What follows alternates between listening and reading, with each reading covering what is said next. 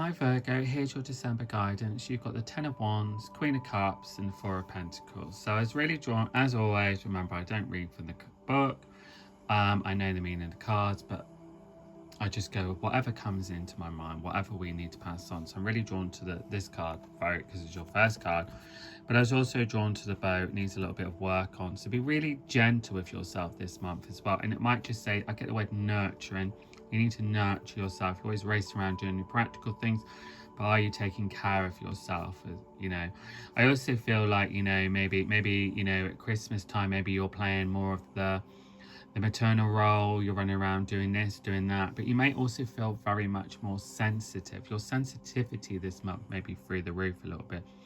And that's all right. Roll with those feelings. You know, some things are on its way, but it may not be around you at the moment, but it doesn't mean it's not coming. So you've got a journey around you next year, and some of you are going to be set and sail. So I think if I was picking cards for you next year, I think you would be in a very different space as well.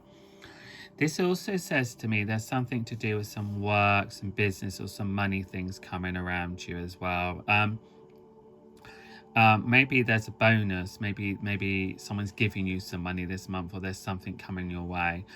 Maybe you're, you know, if you're going to borrow some money, be very careful. Just make sure you can pay it back.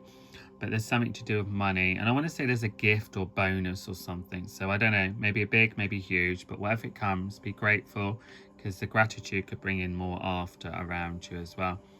But I am drawn to the Queen of Cups of you, and I'm drawn to the sensitivity, the emotional side of her. So I think you're going to find that your emotions are up and down and stuff like that. And if you've had a bit of a strange old year, sometimes when we get to the end of the year, I always feel like the year's like running a race, isn't it? I always think the last month sometimes can feel quite exhausted. It's like, oh my God, I feel exhausted of this year, you know? So you may be feeling like that, but you definitely will be going into a year next year of changes and new beginnings. You have the creative endeavors, you have the power to make changes, know that, you know, but you're going to have to also work.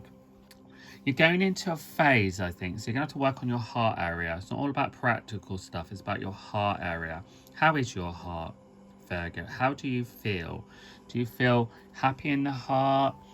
You know, it's all about kind of the energy of moving into a phase about your heart areas. That's about love. That's about, you know, anything that's connected that makes you feel happy in the heart as well, really, because some of you aren't at the moment. And that's okay. We all have those times. You know, even if you've been in a long phase and stuff like that, you need to shake things up next year, or even start now. Work on your beliefs as well. I like the Queen of Cups because she's very kind of, you know, sensitive, emotional, you know, very kind of like, very much a caring energy, of course, with the Queen of Cups. But I always feel sometimes she has a little bit of magic to her as well. So use your magic. But there's going to be some news, like maybe of a younger person, or maybe someone around you. So maybe you're going to hear some news that someone's saying to you, you know, next year I'm moving, next year I'm changing my job, or, you know, so there's going to be some news or something that comes your way.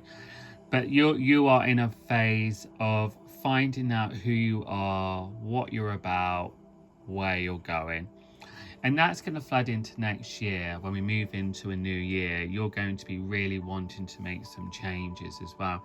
You know, I'm not one that thinks, oh, you know, you can't start the thing now. You can't do things now. Wait till next year. Wait till this, you know, because you can. But I just think some things are coming a little bit later on. But you need to plant the seeds.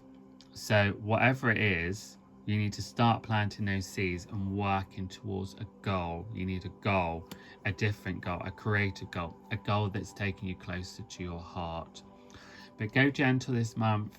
Go with your feelings, go with your emotions. If you feel up and down, that's all right. On the days you feel down, you just get through it. But you probably will be very reflective, maybe thinking about Christmas as a past. Maybe some of you are thinking about your personal life, your relationship life. Maybe there's someone not around you now that was.